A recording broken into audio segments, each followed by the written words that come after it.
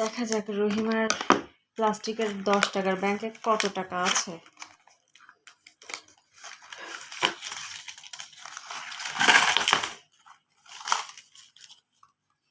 এই যে ফাঁকা। বাহ, অনেক টাকা জমাইছিস তো। রহিমা আসলে আমার স্ট্রবেরি গার্ডেনে আমাকে হেল্প করতো, সেখান থেকে ও টাকা পেত। সেই টাকা দিয়েই মূলত হচ্ছে এই ব্যাগটা কিনেছিল। এটা অনেকগুলোই 100 টাকা আছে, 20 টাকা, 5 টাকা, 10 টাকা সবই আছে এখানে।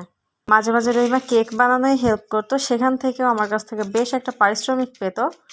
যাই হোক, এখানে তো দেখছি 5 টাকার নোটই বেশি আছে। এই যে রহিমার সব টাকা, এখানে হচ্ছে 1434 টাকা। ওকে বললাম এই 4 টাকা ফকিরকে দিতে, আর এখানে বেশিরভাগ 5 টাকা দেখা যাচ্ছে, নতুন 5 টাকা। এগুলো আসলে বাড়িতে যে ফকিরের জন্য টাকা রাখা ছিল, এই টাকাগুলো হচ্ছে সেখান থেকে রহিমা সরিয়েছে। সব মিলিয়ে রহিমা এখন 1434 টাকার মালিক, আমার চাইতেও বড় লোক এখন।